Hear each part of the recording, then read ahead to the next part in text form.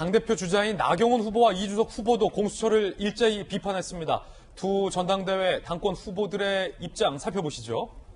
먼저 나경원 후보. 신독재 플랜이 다시 시작된 것이다. 문재인 정권이 본격적으로 윤석열 죽이기에 돌입했다라고 비판했고, 이준석 후보는 시험대에 오른 건 윤 총장이 아니라 공수처다. 국민들이 지켜보고 판단할 것이다. 라고 역시 비판을 했습니다. 그렇다면 윤석열 전 총장 측은 어떤 반응을 보였을까요? 함께 보시죠. 두 사건 모두 검찰 수사와 법무부 징계위의 판단을 통해서 무혐의로 결론난 사안이다. 특별히 밝힐 입장이 없다. 이재명 기자, 재차 기자들이 물으니까 특별히 밝힐 입장이 없다라는 게 공식 입장이다 라고까지 확인을 해줬는데, 자, 이게 어떤 의미일까요? 글쎄, 만약에 추미애 장관이 장관 재임 시절에 감찰권과 수사지휘권을 여러 차례 발동하지 않았다면, 그렇다면 이 사안들에 대해서 국민들이 관심을 크게 가질 겁니다. 근데 이미 추미애 장관 시절에 감찰권과 수사지휘권을 통해 이 문제에 대해서 굉장히 여러 차례 언급을 했고 실제 감찰을 했던 사안들인 거죠. 그러다 보니까 그러고 나서 사실은 이제 그 옵티머스 사건만 하더라도 부실 수사라는 게 뭐냐면, 윤석열 총장이 서울중앙지검장 시절에 전파진흥원이 옵티머스에게 투자를 했고, 그 옵티머스가 자기들 얘기했던 게 아니라 다른 데 투자를 했더라. 그래서 수사 의뢰를 했죠. 그런데 오히려 나중에 전파진흥원이 우리가 피해를 당한 것도 없고 실질적으로 금감원도 문제가 없다더라. 굉장히 소극적으로 수사에 응해서 결국은 무혐의 처분을 했습니다. 그런데 윤석열 총장은 그것이 부장 정결을 자신이 보고받은 적이 없다고 했습니다. 그럼에도 불구하고 감찰을 시작했죠, 추미애 장관이. 그런데 결국 흐지부지 나온 게 없습니다. 그리고 나서 그 다음에 지금 있는 한명숙 전 총리 감찰 방해도 역시 마찬가지로 이거는 아예 징계 사유에 포함을 했었습니다. 윤석열 총장을 징계할 사유에 포함했는데, 그랬었습니까? 공교롭게도 예. 추미애 장관이 선정한 징계위원들이 이 사안을 두고 소명 자료가 부족하다, 증거가 불충분하다고 해서 무혐의 처분을 했습니다. 이 징계할 거리가 아니라는 거죠. 그렇죠. 나중에 법원에서도 소명 자료가 부족하다고 했습니다.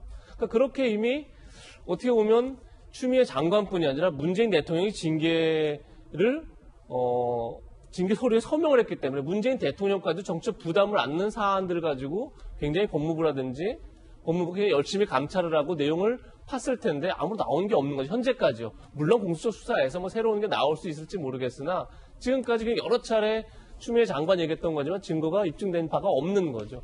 그렇기 때문에 공수처가 다시 해서 새로운 뭔가를 발견할 수 있을까 기본적 의문이 들고, 그렇기 때문에 윤석열 총장 입장에서도 이제 특별한 반응을 하지 않은 거라 생각이 들고, 저는 어제 사안을 보면서 가장 반기고 웃을 사람은 오히려 윤석열 총장 쪽이 아닐까 싶습니다.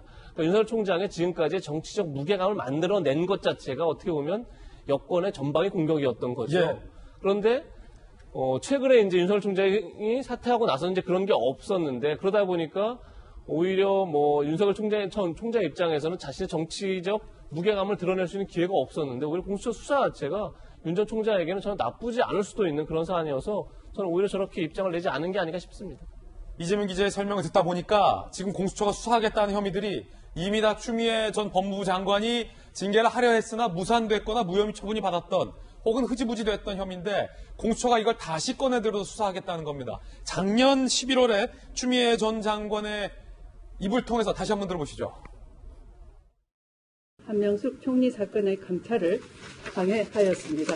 검찰총장의 비위 혐의가 매우 심각하고 중대하여 검찰총장에 대한 징계를 청구하고 직무 집행 정지 명령을 하게 되었습니다.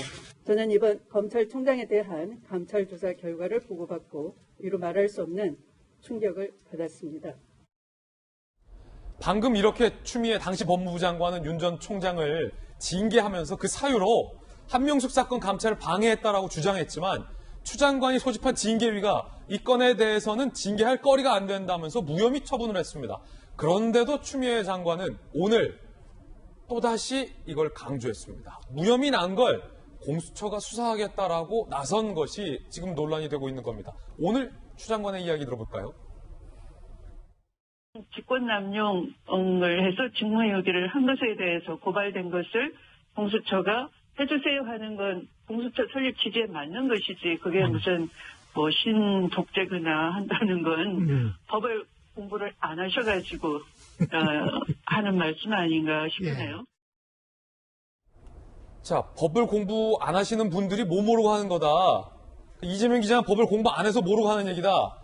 라고도 들리는데, 이 기자, 반론해야죠. 아니, 그 추미애 장관 얘기하는 건 이거죠. 그러니까 공수처가, 그러니까 물론 이제 야당에서 이렇게 의혹을 제기하죠. 2월 달에 시민단체 고발을 했죠. 근데 넉 달이 지난, 이제 와서 지금 이 순간에, 그러니까 윤석열 총장이 어떻게 보면 정치에 등판하는 시기를 바로 앞두고 수사를 진행하느냐, 거기에 정치적 뭐 어떤 다른, 이해가 있지 않느냐, 이제 이렇게 지적을 하는 건데, 고발에 들어왔기 때문에 사실은 절차대로 간다고도 볼 수 있는 거죠. 그런 점에서 공수처가 수사하는 것 자체를 뭐 문제가 있다, 뭐 독재다라고 표현하는 것은 저도 동의하지 않습니다. 그러니까 공수처가 할 수 있죠. 할 수 있는데 제가 지적했던 거는 이미 추미애 장관이 어떻게 보면 사활을 걸고 감찰했던 내용이지만 밝혀진 게 없었다. 그런 점에서 지금 다시 공수처가 수사하는 게 과연 어떤 의미가 있겠느냐. 오히려 윤석열 총장을 어떻게 보면 정치적인 무게감만 키워줄 수 있다. 저는 이렇게 지적을 하는 거고.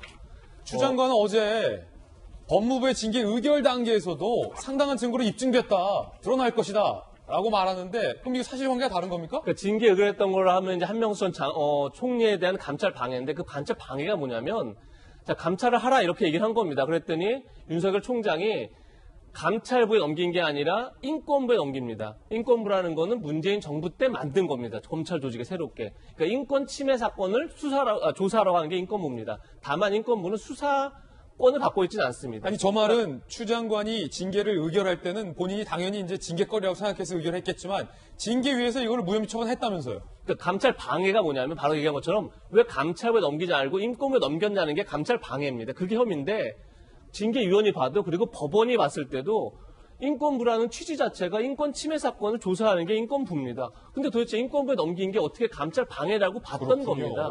그렇기 때문에 이게 다시 과연 공수처에 조사한다고 해서 그걸 하지 말라고 했으면 오히려 감찰 방해가 될 수 있지만, 감찰부가 아니라 인권부에 넘긴 것 자체를 감찰 방해를 볼 수 없다는 거였죠. 그렇기 때문에 이번에 다시 조사한다고 해서 새롭게 이것이 감찰 방해다라고 나올 가능성이 굉장히 희박하다, 이런 말씀입니다. 그렇다면 징계위와 법원이 추 장관이 제기한 건에 대해서 이미 무혐의 판결을 내렸는데도 불구하고 추 장관은 계속해서 동의하지 않고 이건 징계 사유다라고 주장하고 있는 셈이 된 건데, 한번 좀 지켜봐야 될 것 같습니다. 작년 국감에서 윤석열 그리고 박범계 두 사람이 설전을 벌이기도 했었죠. 들어보시죠.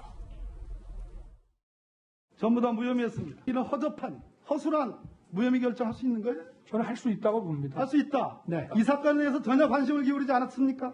아니, 이거는 사건 자체가 부장전결 사건입니다. 아예 보고가 올라오진 않습니다. 그게 윤석열식 수사입니다. 총장님이 관심 두는 사건은 무한대의 수사. 아니요. 총장 잠깐 들어보세요. 총장님이 관심 없는 사건은 6개월간 전광석과 같이 보고도 안 받고 관심의 문제가 부장 아니고 들어보세요. 전결이라고 하는 건 들어보십시오. 규정에 따라서 하는 겁니다. 들어보세요. 이번 라임 사건, 라임 사태, 옵티머스 사태에 대해서 윤석열 검찰총장은 피해자들의 눈물을 닦아주고 라고 했지만, 작년 봄 윤석열 서울중앙지검장은 피해자의 눈물이 보이지 않은 겁니까? 피해가 없었습니다. 무슨 말씀이에요? 전파진흥원은요. 회수했다는 얘기를 하려고 그러는 거죠? 아닙니다. 이미 다 회수된 상태에서 수사 의뢰가 왔다고 저는 보고 받았습니다. 바로 저걸 다시 공수처가 들여다보겠다라고 나선 건데요. 그런가 하면 송영길 대표는 윤석열 총장이 배신을 했다라고 주장을 했습니다. 들어보시죠. 윤석열 후보는 연수원 23기인 사람이 5개를 떼서 파격적으로 승진이 돼서 서울중앙지검장, 검찰총장으로 문재인 대통령으로부터 일종의 발탁 은혜를 입었습니다. 이를 배신하고 야당의 대선 후보가 된다는 것은 도의상 맞지 않는 일이라고 봅니다. 은혜를 배신한 자, 송영길 대표의 의견이었는데, 김용주 의원님 어떻게 드셨습니까? 은혜를 잊고 배신을 했다. 이제 바로 직전 검찰총장이 바로 대통령 선거에 뛰어드는 데 대한 비판이 있을 수 있겠죠. 네. 그러나 이제 저 은혜를 배신했다라고 하는 것은 주권 국가에서 별로 맞지 않는 것 같습니다. 결국 은혜는 국민으로부터 은혜를 입었다, 그렇게 얘기를 해야지. 지금 현재 왕조 시대도 아닌데 대통령으로부터 은혜를 입었다. 사실은 그러면 그 대통령이 윤석열 검찰총장을 했을 때 특혜를 준 겁니까?